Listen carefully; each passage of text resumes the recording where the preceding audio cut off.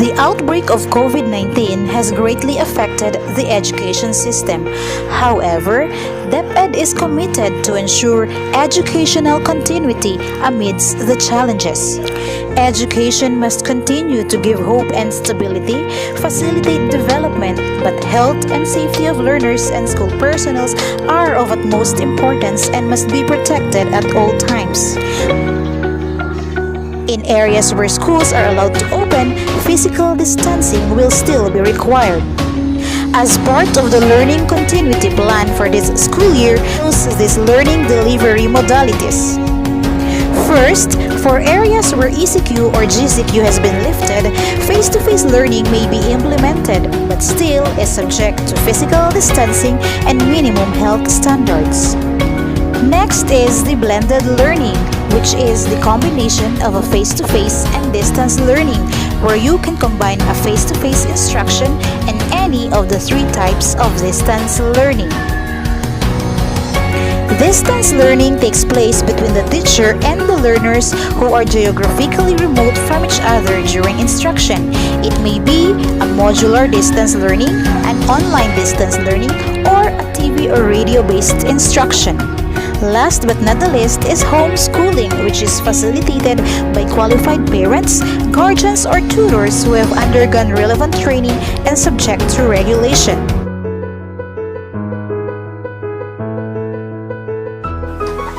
"14-year-old Mark Gutierrez loves art, especially drawing happy faces.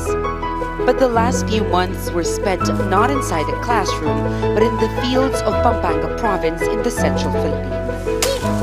He's farming every day just so he can save $150 to buy a cell phone he needs for the newly implemented rule of distance learning.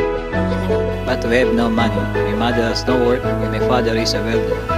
Sapang Uwak is a village of about 900 people, and just like most indigenous communities across the country, they have suffered dispossession and displacement for decades. But the coronavirus pandemic adds another layer of difficulty for the Aita families here. The Philippine government has implemented a distance learning program for all schools to help stop the spread of coronavirus.